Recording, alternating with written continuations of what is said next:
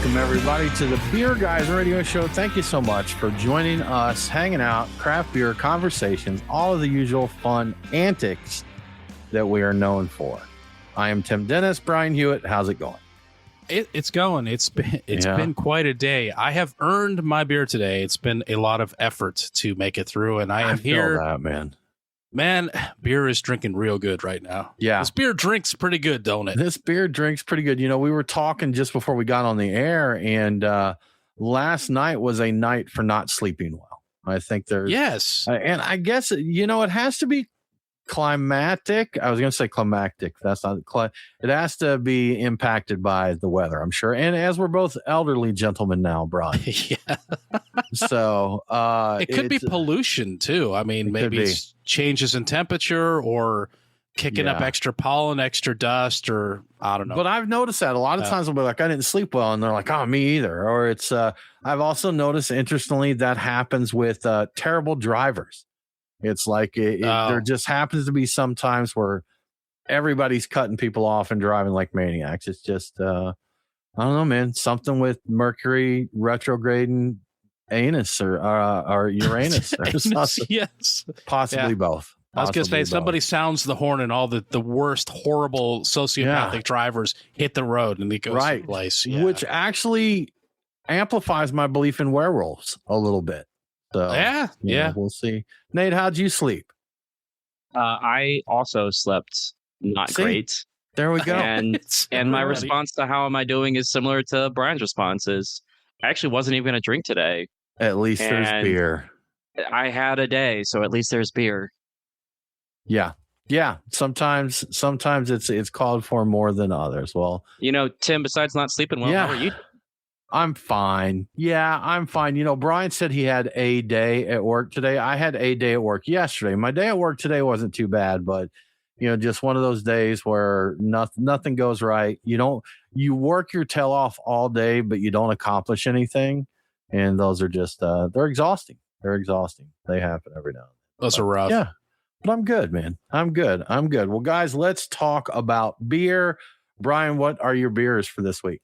Yeah, so I pre-gamed. I had other thoughts about what I was going to do for my pre-game, but then I saw a cold Bierstadt Lager House in the fridge and slow pour pills, and I couldn't resist. It's a beautiful German Pilsner, so I had that getting ready for the show, and now I'm drinking what started out as a collaboration between Finback and Hackney Brewery, which is out of London, I believe. It's called Aqualung, and I cue the Jethro Tull. Jethro Tull, yeah. Yeah, and that's part of the reason I got it, but also like seeing a 4-pack of Finback on the shelves here in Georgia, I'm like, well, yes, I'm going to buy that. Of course I'm going to, but it's a double New England IPA with Mosaic, Idaho Gem, and Azacca hops. So I'm drinking it right now. It's quite nice indeed. And for the after party, I'm going to crack into a can of Old Nation's My. It looks like me, but it's My. That is a triple New England IPA, so I'm stepping it up a notch in the after party there. So yeah, I'm looking forward to getting into that. But that's it for me. Good stuff. Nate, what's on deck for you, man? So, meaning that I wasn't going to drink any tonight, I actually went to my local store and saw some non-alcoholic options that I wanted to try. And so in my glass right now from Heineken is a variant of their 0.0, and this is Nectarine Juniper. So as it might suggest, there is nectarine and juniper in this lager, and right now it's tasting really nice. It's got a little bit of that like citrusy flavor coming through because of the nectarine, and the juniper is there, but you kind of have to like look for it.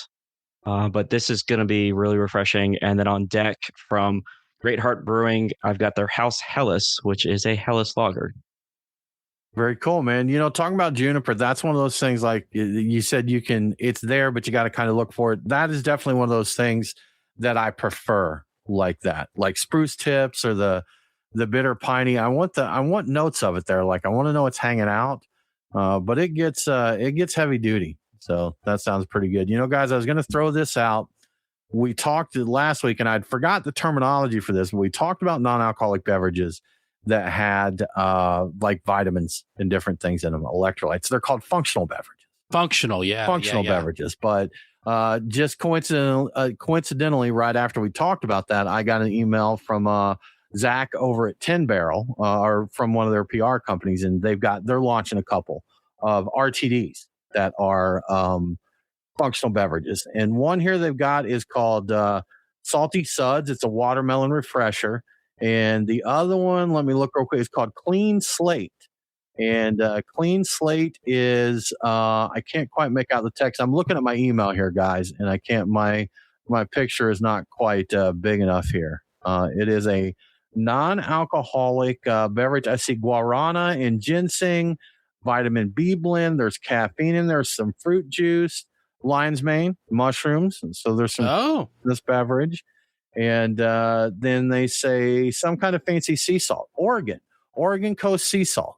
That makes sense from 10 Barrel because I think they're officially based out of Portland. Right. But cheers to them. They're not here yet, but they are sending us a couple of samples. So we'll get to see, what those are about. But yeah, functional beverages out there. I'm kind of curious with people toning down, and depending on the week, people toning down their drinking of alcoholic beverages. If stuff like that, like the mocktail kind of stuff, is going to become more popular because people still want to have a drink, when you go out, you get a mocktail, you get something like that. So we've got, I forget the name of it, but here where I live in the Atlanta suburbs, we have a non-alcoholic bar here.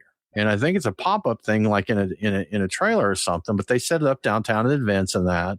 And, they do non-alcoholic cocktails.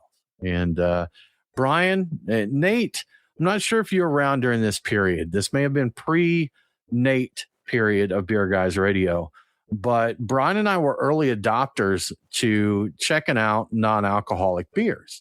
And we got grief from people. I mean, people would tell us, what are the beer guys doing drinking non-alcoholic beers now? I think it's become much more widely accepted, even by people who drink, alcoholic beers. Maybe you can work one in. There's still people that say, hey, it's just not the same, that. But with some of these craft breweries getting into it, Brian, in the 8 or 10 years that we've been exploring the different non-alcoholic beverages, I'd say the quality is going up substantially in that time.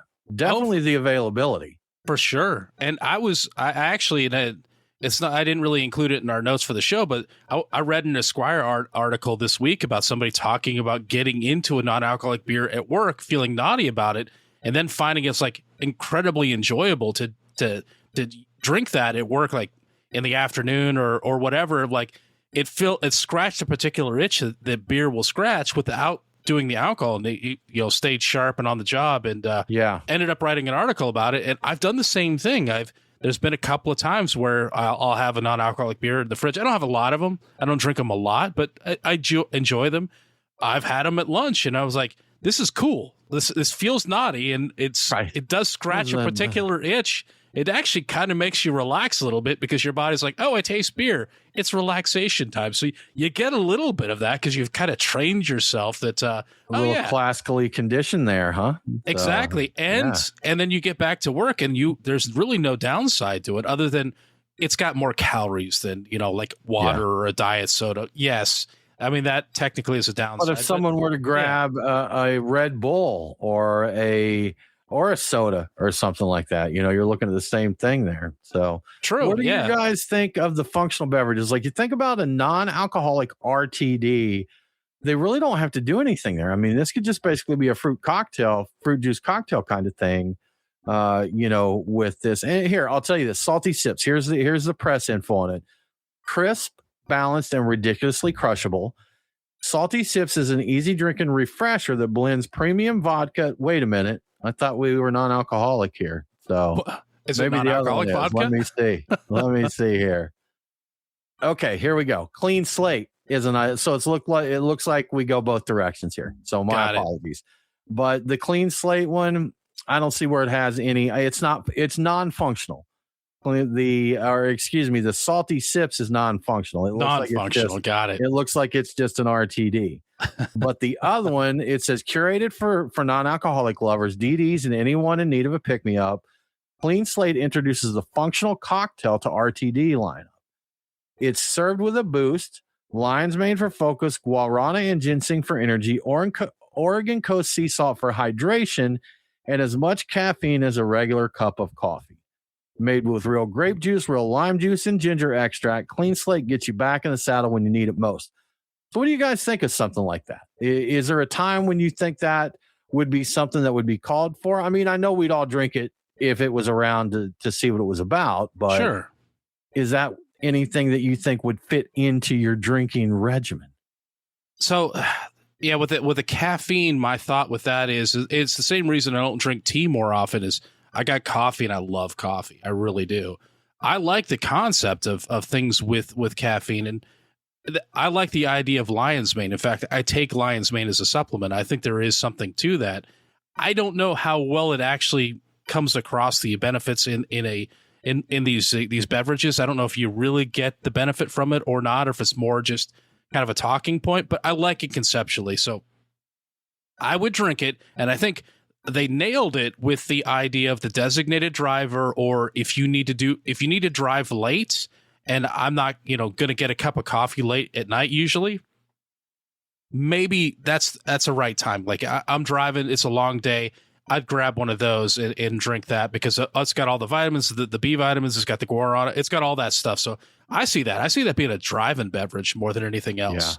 Yeah. Especially if you don't have a good coffee option around. And when you're driving, a lot of times you're stuck with whatever the truck stop has, and that is not really a good thing. So yeah, I gotcha. And or maybe it's hanging out at the lake during the week and you don't drink for whatever reason, Sure. Maybe you're like, hey, give me a little pick me up, a little boost of caffeine. The only thing with that is you wouldn't want to crush like a 4 or 6 pack of them because that's a ton of caffeine, and maybe I couldn't handle that. I'll tell you, I'm a couple cups of coffee a day kind of guy, but you wouldn't want to be slamming that back. And I think ginseng and guarana as well, you don't want to have large doses of those. So probably not. These are a one and done type of beverage. So you'd switch over to something else. Right. How about you, Nate? What do you think of them? So I've had them in the past. My company used to be a distributor, and now we just make THC beverages. But when we were distributing, we also had functional beverages included in our portfolio, and they sold well in the market. There's a lot of people who may not be pulling away just from alcohol, but pulling away from beer entirely as a category, but they still want to have something that is fun and exciting to crack open and feel like they're still part of the crowd as their friends are drinking a couple of craft beers or whatever. So there's definitely a market out there for it. Is it a big one? Not really, but right. Yeah. I would try the Clean Slate. I was a little shocked to see the caffeine component in it because, like Brian, there's going to be a lot of people out there who will say, well, because there's caffeine, I'm going to shy away from consuming this one in particular. But I would try it.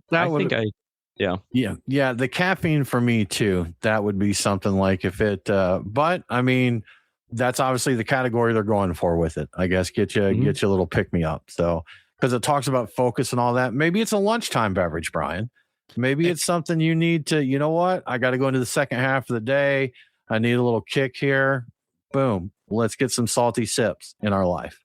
There can be a time in the day where the coffee's no longer the play. I think that I hit it mid-afternoon, like coffee is kind of played out. I'm like, all right, I've kind of gone as far as I need to go with this particular beverage. Something else, switching it up might be a good call at that point. Yeah. But I don't know if caffeine's the right call at that time or not, but maybe it is. Yeah. All right. Good stuff, guys. Well, moving along, getting into some of our beer stories here. Brian, we have some shots fired in the apple flavored beer world. So maybe, we wouldn't have expected this, but there's some drama in Bapples. Yes, it's the best, the most amusing kind of drama here. Yes, shots fired at the Macro McRib. And of course, I'm talking about Busch Light Apple. Just when you thought apple beers or light apple beers were over until the next predictable release, probably around this time next year, Kestone Light comes out guns blazing with, and this is a quote, the most American light apple beer in America. Molson Coors owns Kestone Light, and they've been watching the crazy hype every release of Bapple generates, and it's kind of a little surprising it's taken them this long to get in on the action. And their timing is actually really good with this when you think about it. 15 packs of Kestone Light Apple are expected to arrive at retailers nationwide just before Memorial Day. And their advertising for this is comically over-the-top, crazy Americana. Think like monster trucks, screeching bald eagles wearing sunglasses, and American flag bandanas, and lots of pyrotechnics. It's amazing. Oh, heck yeah. Yeah, heck yeah, indeed. But most importantly, the last cases of Bapple will be long gone by that point. I'm thinking the people who enjoy Bapple are going to be happy to have a replacement in time for Memorial Day barbecues and backyard, fiestas there. I don't think they're going to care that it isn't Busch Light. I don't think that's the big selling point there, as long as it's a decent beer or acceptably close to what they're expecting anyway. I just wonder who's going to get on board the Apple train next year, or I don't know, later this year. Are we going to see a Corona Light Apple or an Amstel Light Apple? I kind of don't think we've seen the end of this, and I think that the McRib part of it, beers. Yeah, I think the McRib part of it may be ruined because everybody else is gonna try to get in on it. But yeah, I think that we're gonna see some other stuff here. Wasn't there a Bud Light Apple at one point? Yeah, I think there was. There was. So we've got Bud Light, Busch Light. Now we've got Kestone Light entering the party here. I don't know if anybody else has done them before. I remember, you know what? I think I remember when the Bud Light Apple came out, that people were talking about that it would not go over well because most people consider apple a bad an off flavor in beer. So they were talking about, I don't know about this, man. Most people will try that and think, that's not right. What is it? Acetaldehyde. Acetaldehyde, right? Yeah. Gives you the green apple. And we got Zach West here says Miller Coors has red apple ale. I remember REDD, that now. red apple ale. So now that I see that, well. yeah. Yeah. Well, here's the thing. Beer geeks will think that, but the average there's also cider out there. People enjoy cider. It's very popular these days. I think the people that are drinking Busch Light aren't going to think acetaldehyde. They're going to think, oh, hey, cool. This beer tastes like apples. I love that. Yeah, so I think that it's not going to be as negative a thing. Obviously, it's not as negative a thing as people might have predicted it would be. But we're talking about the macro McRib here, not the craft McRib. So yeah, and I mean, you even got like Graf out there that is intentionally bringing cider and beer together. Yeah. So, yeah, that may have been some overhype there. Maybe just someone that was thinking purist with beer in that. But I think so.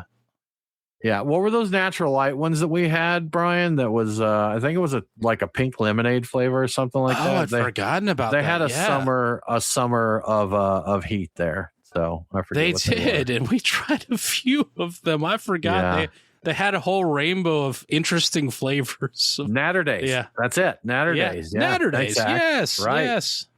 That's we went down to Tallahassee with our friends at WVFT down there when we were on the station down there to the SGI Brewfest. And we had I remember there was a case of Naturdays there. Greg Tish, who is the morning show host with WVFT, he was a big fan of those. And I remember I enjoyed them, man. Sitting out there on the on the coast with the salty sea air and having Naturdays. It was I was down with it. I had no issue. Oh, that's right. That was strawberry lemonade. That's a very drinkable beverage. I'm actually, I don't know if that's still a thing or if it's very popular. I don't know why it wouldn't be. Yeah. Naturdays. That was fun, man. I don't know if they're still around or not either, but that was fun. They had a pineapple lemonade one that I see, a red, white, and blueberry, which I think is probably like a rocket pop version of it. I'm just looking in Untapped to see what they got. Yeah, pineapple lemonade, strawberry lemonade. Yeah, it looks like they had 3 varieties, and I'm not sure when they all came out, but I haven't seen any of these in a while, and I don't know why they wouldn't take off, honestly, because it seems like the people drinking beer right now are primed for this kind of thing. They're 15 minutes. Maybe, sometimes things come along before they're due for their day in the sun, and that messes them up. It would be a perfect time right now for an apple Naturdays. Perfect day for a Naturday. That's right. Good stuff. Well, Brian, Yoko Ono is in the, amazingly enough, the beer news this week. Something I didn't expect. I know that for sure. But it seems that Yoko has an issue with something that a brewery did. Yeah. So this week we learned about another thing that Yoko Ono doesn't have, a sense of humor. A tiny two-person brewery in Brittany, France, just got hit with a cease and desist order from Yoko Ono, the widow of the late Beatles founder John Lennon. She threatened to hit them with €100,000 or about $118,000 penalty if they didn't stop selling a particular beer, followed by an additional €1,500 penalty each day the beer is not delisted. The beer in question is the brewery's best-selling John Lemon, as in the lemon fruits, Get Bock, as in the Bock beer. It's not a Bock, but it's described as a lemon and ginger flavored craft beer and listed on Untappd as a blonde/golden ale. So, yeah, just an easy drinking. It fits right in with the kind of beers we're talking about. The beer's been around for like 5 years, and the owner thought the C&D was a scam, honestly, because I don't think you can even find their beer more than 50 miles away from the brewery. They're very small and only serving the local eateries and things like that. An agreement was reached with Old Screechy Pants that allowed the brewery to sell the remaining 5,000 bottle stock before July 1st. And that turned out to be not much of a challenge. As soon as the news broke, the bottles immediately became a collector's item and sold out almost immediately. So, yeah, the beer isn't going away. It's just getting a generic rebrand. It's now simply called Lemon Ginger Blonde Beer. But yeah, this isn't the first time Yoko's legal team has gone after this specific pun in a name of a product. They shut down a Polish lemonade brand for using the exact same name back in 2017. It's amazing. She's 93 years old right now, and she's still out there ruining things for people. That's longevity. I hope I can be ruining things for people, half that long, I aspire to be that nasty and that old. For that long. It's incredible. I'm kind of surprised that the brewery didn't take the opportunity to do something fun with the rename. That sounds like that would have been a good, especially if they're just going to call it Lemon Ginger Blonde Beer. Well, there was something in there that they did something this is in France. And so they were going to come up with a pun that worked in a French word for, I think, yellow, that was similar to John. I don't know the exact word they were going to use, but the legal team was like, no, you're not doing that. No, they basically wanted no reference, no possible reference at all. Which it's weird, and I'm guessing and they're not the only ones to do this. If you look at Untappd, there are other John Lemon beers out there and other things. I think it's just a matter of she can't sue people in the U.S. for this kind of thing because it's satire, but apparently she can sue people in various parts of Europe and get away with it. But yeah, she just basically crushed this little operation here. Gotcha. They survived. Yeah. That was my question. I was like, I didn't think, because we see breweries over here all the time that do stuff that's definitely riffing on other things. Oh, yeah. I think unless you're intentionally, I know we had one time.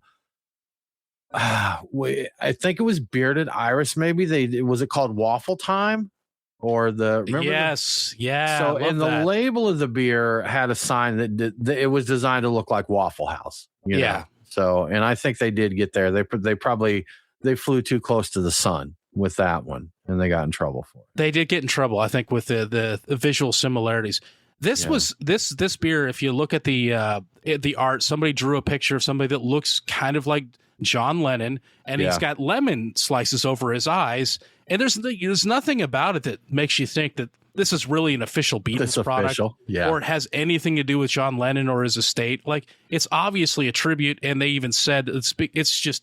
If we're having fun with this, we've done this with other celebrities. It's not meant to be disrespectful. And most people don't care, but then you got. Some go very hard at the spoof names and that, whether it's other beer brands or cartoon characters, cereal brands or whatever. Some people make it pretty obvious there. I'm actually surprised there hasn't been a little more blowback on that. But I think one of the things it is in the US is a lot of times when they do that, they're limited run and they're like sold at the brewery. So It's not like if they were to get a cease and desist, it's like, you know what? Schoolhouse, our friends at Schoolhouse Beers, they do a lot of beers like that. But all of their beers are one run beers. They never brew the same beer twice. So by the time anything came of it, it would be gone. And they're never for sale outside of the brewery either. Yeah, there's some of them that like, okay, you are really you're creeping on some intellectual property here. That's a fair point. And at that point, people do get taken to court at times over intellectual property because you've gone too far. But yeah, in this case, like nobody too far. This was never. They're available in maybe a radius of like 50 miles, square miles, and nobody would have ever thought anything about this being in any way related to, the Beatles or John Lennon. But some people just can't let other people have any fun. So that's what this is all about. Some people are not about that at all. Nope. Yeah. Well, Brian, before we move ahead, how about we give a shout out to our friends at Truck and Tap? That's a good idea. I like to talk about the incredible beer variety at Truck and Tap. From the newest, freshest IPAs to the big, crazy pastry stouts and everything in between. But if you're in the mood for just a good old drinking beer, nothing fancy, Truck and Tap has you covered there too. You can get a pour of Monday night's 404 Light Lager, Pacifico Clara, or Guinness at any location you stop by this week. I know, I checked all of them. I cross-referenced all the lists. And as a bonus, a few of them even have Jenny Cream, which is a very solid option if you're looking for a drinking beer. Does that mean they're shortchanging us on unique and special craft beer offerings? No, not at all. I can prove it in my Truck and Tap beer picks for this week. At Truck and Tap Woodstock, I'm going with hazelnut coffee and cakes from Hubbard's Cave. With a name like that, it's going to be just a great pastry stout. And you're right, it absolutely is. It features Sputnik coffee, which is, I believe, a roaster out of Chicago, hazelnuts and maple syrup, and it's a petite 12% ABV, and I think the booziest thing on any of the Truck and Tap lists right now. I've had this one before, and it definitely delivers on the coffee and pancakes it promises. I think I checked it in, I went and read it, and I love my check-ins for this, but I said it sounded like, it tastes like getting hammered at a diner. That's what I said, because it delivers on the diner feel, and also you feel like you're getting hammered. But anyway, it's boozy. Go easy on that one, guys. At the Duluth location, I'm getting Foam Brewers Built to Spill. It's a New England IPA with hoppy notes of citrus, pineapple, and tangerine. Yeah, that sounds really nice. And I'm not about to pass up a rare opportunity to get a foam beer on tap here in Georgia. We don't see that very often. At Truck and Tap Alfredo, my pick is Reformation's Pills of Dreams on the side pull tap. We've established my love of the side pull tap, but it's been a long time since I've had a German Pilsner from Reformation. And this is an interesting one. They describe it as crisp and clean, but they also rested it on oak to give it a touch of depth. So I like what I'm hearing. I've had other lagers that have been sitting on oak before, and that's had good results. So I like this idea. And finally, at the Lawrenceville location, I'm going with Fudgy-Grams from Weldworks. Fudgy-Grams is an imperial milk stout that's brewed with chocolate fudge, which is a surprise given the name, vanilla, graham crackers, and of course lactose because it is a milk stout. Yes, I'll take a pill. The idea with this beer seems to be a liquid recreation of Keebler Deluxe Grams, which are a fudge-covered graham cracker cookie type of thing. I'm in. I don't think I've ever had these before. Have you had them, Tim? The cookies? Yeah. The Keebler Deluxe Grams. Like as soon as you mentioned the name of the beer, I'm like, oh, I remember those cookies. I haven't had those in forever. But yes, I have had them. I wonder, are they still around? I need to find them because they sound good. Yeah, they're shaped like little elves, Brian, little chocolate covered graham elves. Oh, great. All right. So yes, I'm definitely getting the beer, and then I'm going to go find the cookies and try those out too. And there you have my beer picks for the week. Get out there and have a beer or two. As always, if you'd like to see the full tap list before stopping by, take a look at truckandtap.com. The taps change quickly, and you never know what great new beer might go on and which of these might disappear because they're great. People really enjoy them.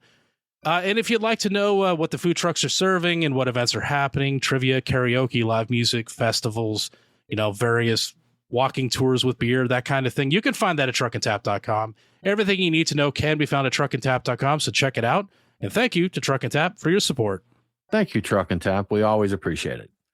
Well, Brian, beer is tough all around. You know what? Before I jump into this, we saw a couple of articles this week, some sunshine, and you know what? Let me see. Let me make sure you didn't add any of these in. Okay, there is one, so I won't spoil your story here, Brian. But I will say that later on, although we have some negativity here, a couple positive stories in craft beer. So Yeah. it's good to hear that. So, but on this one, in the UK, they're struggling over there just as well as we are. And their pubs are actually closing at an extremely high rate. Yeah, this surprised me. We hear about closures and things like that, and I don't like to focus on doom and gloom, but this is kind of big. It's pretty bad over there in the UK. They're seeing a massive spike in pub closures. In the first 3 months of 2026, 161 pubs have shut down, which maybe doesn't sound like a lot, but that works out to like 2 a day, which is kind of a crazy stat. The indications are pub closures are accelerating as well. Compared to the same time last year, the closure rate has jumped by 26%. And if we go back a little further, since 2020, over 2,200 pubs have disappeared from the map across the UK. And that's not just a problem with people losing a place to grab a pint. Closures so far this year have cost 2,400 jobs. And a lot of those jobs are going to young people, workers between the age of 16 and 24. One of the big complaints is the tax man problem. For every £3 in currency, British pounds, sterling, whatever, somebody spends at a pub, for every £3 they spend, £1 goes straight to taxes. It's making it difficult for owners to actually make any money. Margins are razor thin, with pubs actually keeping about 3% of the pounds spent in the pub. So everything but 3% is going out the door. So that's what they're hanging on to. Yeah, can you even operate a business on 3%? Obviously not, with as many that are closing. It doesn't sound like it. It's wild. But at the same time, there was a recent article whose headline heralded the sighting of the very first 10-pound pint in London at some pub. That's about $13.54 for a pint. And we're not talking about an entertainment venue here or a sporting event. We're talking about just some pub in London somewhere, probably in a nice part of London. But it's bad enough that a 15% relief on business tax rates for pubs went into effect in April, and it will be followed by a 2-year freeze on those rates. But the beer industry there is making it clear that this temporary relief measure isn't going to cut it. I'm like, that's great for the short period of time it's in place, but what do they do next? So we'll see what happens next, but it's not looking good. At a certain point, you just can't tax them anymore because they'll be out of business. You know? Yeah. And, you hear something about that 10-pound pint, and first, a 10-pound pint just sounds, I'm thinking 10 pounds English, just a huge beer. But, yes. If you're losing a third of your stuff to taxes there, I mean, you're talking about them keeping, 3%, Brian. I mean, seriously, that sounds insane. But I remember hearing here in the U.S. that breweries on beers that had to go out through a distributor, the average brewer kept like 8 cents for every dollar. Oh, that's wild. Of that. So, that is ridiculous to think that you make a product and you end up with 8% of it, distributor, and the bulk of it went to distributors. The bulk of the percentage was for the distributors, and then retailers got their piece of it, but the actual one making the product, it was super thin. But the important thing about that is that's what goes out into the market. The stuff that they sold out of the tap room was much more profitable. Yeah. These guys don't have that. They don't have the stuff that comes out of our tap room. They don't have a tap room, so everything that they're selling is getting hit that way. So they don't have anything that's going to offset that razor thin margin to help keep them going. So, and I know their pubs, their laws are different than ours. Like I know breweries can own pubs and things like that. I believe that actually some of the more popular pubs over there, if I'm not mistaken, are kind of a chain. I don't know if it's exactly like a chain, but they're company owned or whatever you want to call it. So there's one over there that's really popular called Weatherspoons. People talk about a fair amount. I see a lot of people discussing it. Apparently, it's a really good, inexpensive place to get a pint and some food. They're having trouble getting by, and they're a significant chain with a lot of backing, and they've got volume to help them out. Right. That's on their side, but even they are having a problem. Cutting it, huh? Yeah, it's really tough. I'm like, volume only gets you so far. You got to have the percentages. You got to have a little bit of margin. You got to let the businesses keep a little bit of the money. Yeah. Or you end up like this if you can't keep enough of your money to open. So when you're running razor thin margins and sales go down, it doesn't take them going down very much to kill it. Exactly. It's like the owners have to be able to pay themselves too, you know? That's crazy talk. I know. What am I talking about? They shouldn't make any money off of this. Right. It's for the community good. Well, Brian, beer science, love beer science. This one's a little wild. I think we saw like maybe a tweet or something on this a couple of years ago. Not the first we've heard of it, but it's come back around with a little more information. But they're looking at the potential to use hops to boost the efficiency of sunscreen. Yeah. So originally, I think what I was thinking about when I saw this was there was a TikTok trend about 3 years ago where people were beer tanning. They were just dumping beer on their skin and going out and sitting in the sun. And yeah, those people are all just nuts. And they were nearly on to something accidentally. Brazilian researchers have discovered that the waste from beer production, specifically spent hops, can be a game changer for skin protection. In the lab, adding hop extract to a standard water-based sunscreen formula significantly boosted the SPF from about 54 to 178, like over 3 times is strong. So the discovery specifically blocks UVB rays, which and I'm not a doctor here, I'm just quoting what they said in the article, which are the main culprits behind nasty sunburns and a major contributor to skin cancer. So hops against skin cancer is great. Even after brewing, it turns out that hops are still packed with antioxidants and bioactive compounds that have a natural UV damage protection element to them. In fact, used hops seem to actually outperform fresh hops for this task, which is even better, actually. This discovery comes at a good time. Apparently, recent reports show that many store-bought sunscreens aren't actually as strong as their labels claim. I haven't seen the reports of this, but it was referenced. I guess we're seeing an SPF shrinkflation as well, where they're selling these products, but they don't actually protect you as well as they say they do, which is a little scary. But so while the lab results are really impressive, I don't think we're going to be seeing an IPA sunscreen on shelves anytime soon. It needs a lot of testing. They will have to do some standardization because there's a lot of variability in the amount of protective compounds that can be found in spent hops. I assume there are hop varieties that will be better than others, but I'm only guessing with this. They're going to have to, figure this all out before it actually becomes a product that you see on the shelf. Because again, it's got to be tested. They're going to have to put it on skin and make sure that this doesn't in some way hurt your skin with all the other compounds in a sunscreen. So a lot of testing to be done, but this is really cool because there is a lot of spent hops that we're not feeding those to animals. I don't think. I think those just get dumped. So spent hops could become the next sunscreen, and like, man, that could be amazing if it works out.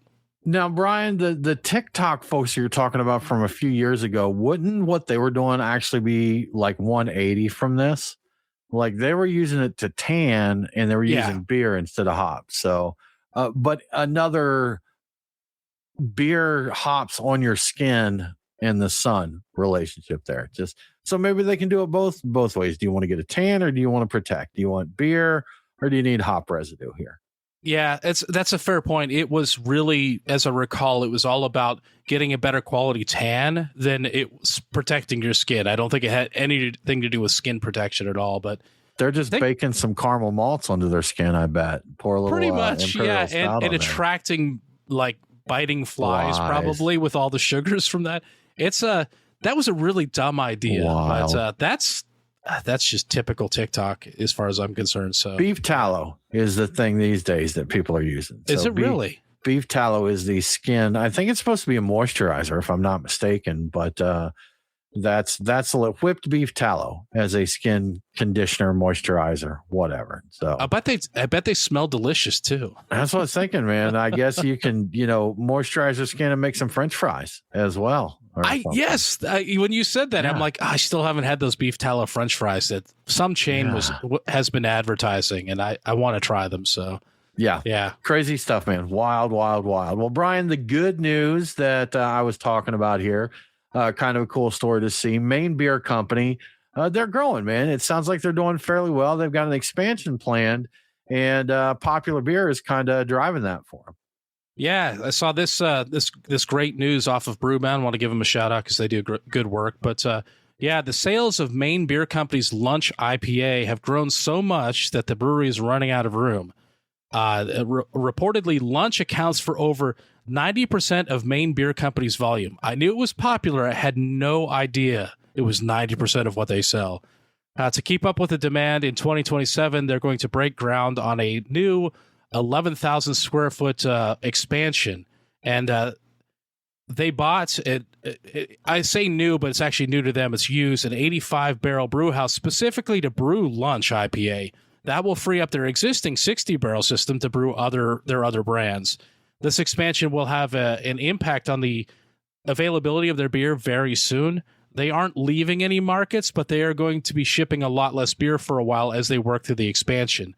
And I guess part of that reason is they want to ensure the beer hitting shelves is still actually fresh. And these guys are very good about ensuring what hits the shelves is in great drinking condition. I've been impressed. Like they're all in bottles and they drink better than a lot of the stuff on the shelves in cans. But once the dust settles, they'll have capacity to brew over 130,000 barrels a year. With all that growth, they've cracked the Brewers Association's top 50 list for the first time. They've jumped to number 46 from a previous position of 53.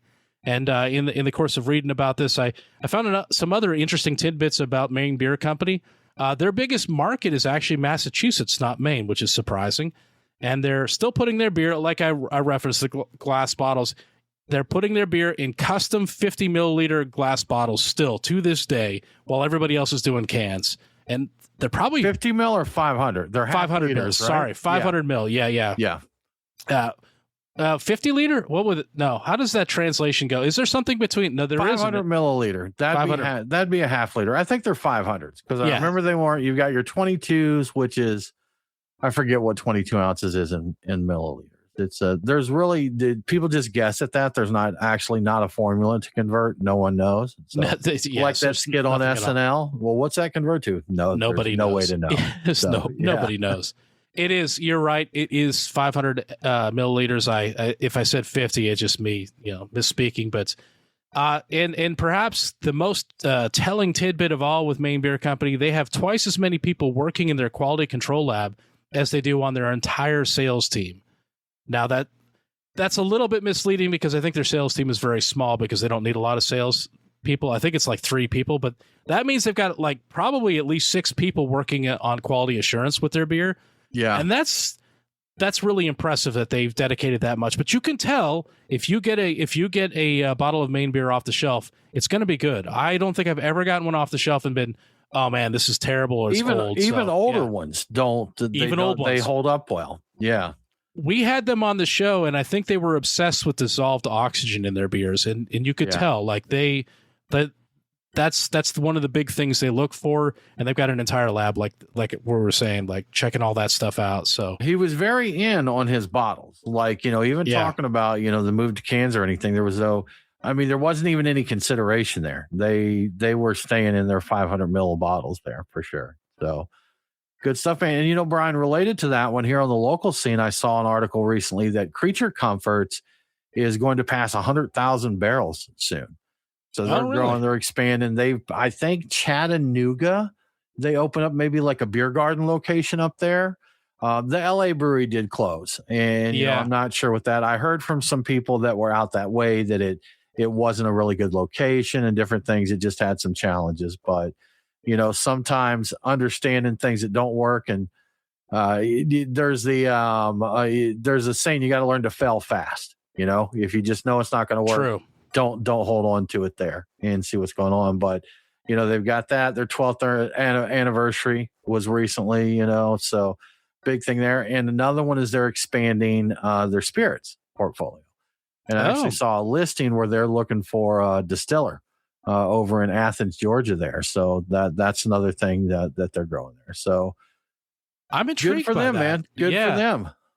They have an attention to quality, and if they get into distilling, I'm very interested in seeing what they come up with because I don't think that they're going to just accept any old thing. So I'm not saying that anybody else does, but they're pretty particular about these things. So I'm intrigued to see what they come up with. But Tim, speaking of the beer cans, I do have a story about the aluminum can supply. Oh my gosh, tell me.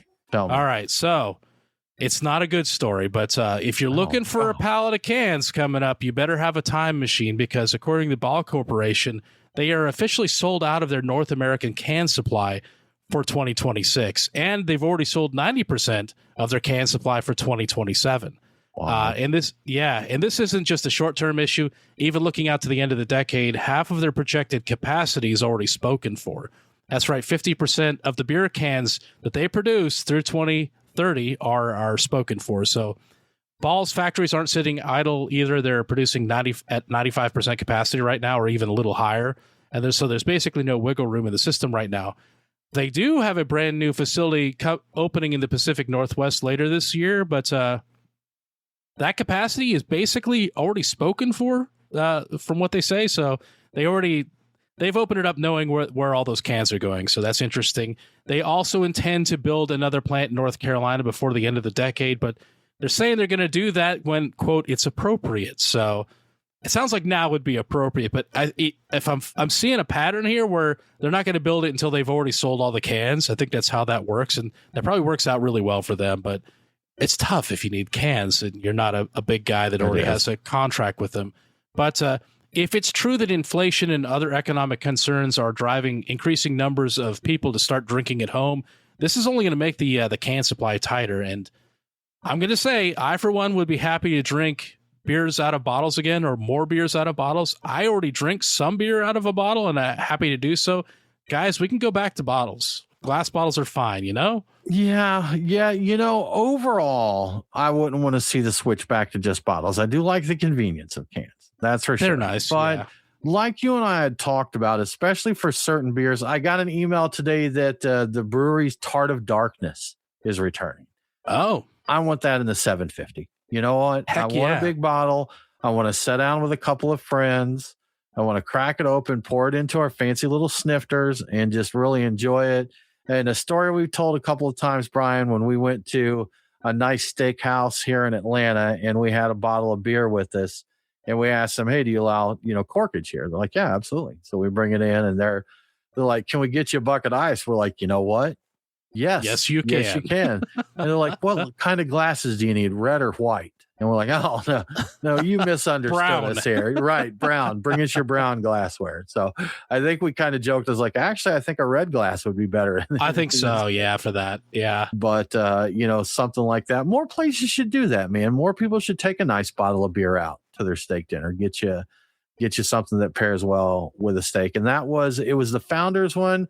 Frangelico, or was it the Frangelic Mountain Frangelic Mountain Brown, I think is the one we took. Yeah. And it went very nice with a fancy steak dinner. It was a good call. It was lovely. Yeah, I love that beer. That deserved more love than it got. It did. Yeah, I guess it was tough to produce, but you know what? To follow just a small little bit about the Ball Corp thing, I had to Google, because they're talking about how much they're selling. I'm like, is that really the entire market? So I said, what percentage of North American market does Ball Corp really have? And it's hard to find a good answer when you're Googling it around, but I found a website called BCG Matrix, and it says they have 42% of the North and Central American market. So that's not quite exactly the right answer, but it tells me that their numbers look tough. They're very tight, but there are other suppliers out there. So this is bad news if you want to go through the main channel of getting aluminum cans, but there are other options out there. So that is the one silver lining to this whole thing. It's like there are other people out there that may have some availability. I have heard over the years about the challenges with aluminum and aluminum cans. And I believe at one time that they said the U.S. really just didn't have enough aluminum. They didn't have enough of natural resources to produce the volume of aluminum that they use there. And, of course, now we're in the difficult period with the tariffs and that. So they're expensive if you get them outside of the country. So who would have thought that old beverage cans would have so much drama around them? Yeah. We've seen stuff even before the tariffs and things, like where everybody's competing for different beverage cans. I'm like, the big guys are doing it. The little guys are doing it. Like Kraft is doing it. Everybody's getting into it. Like, it was kind of a little bit predictable that at some point there's going to be a little bit of a collision here. I don't think anybody saw it being a horrible thing, but yeah, it's crazy. Wild. Yeah. as the beer can turns, Brian. Exactly. Good stuff. Well, y'all, that does wrap it up for our show this week. As always, we really appreciate you hanging out with us. If you enjoy what we're doing here, we'd love you to tell a friend to tune into the show. You know what? Follow us on the show socials. Brian is still active on Twitter. I don't know how popular that one is, but he's, there's a good beer following on Twitter there. So if you're also a Twitter user, go out there and follow Beer Guys Radio. Brian keeps that up pretty good there. So we definitely appreciate if you enjoy us a good bit to go to patreon.com/beerguys. For just a small amount, you can get some cool stuff like some Beer Guys Radio swag, and we'll get you in our Discord server and invite you to our after party to hang out and have some beers. But with all of that said, we do hope that you have a really, really good week. And don't forget to drink well. Cheers.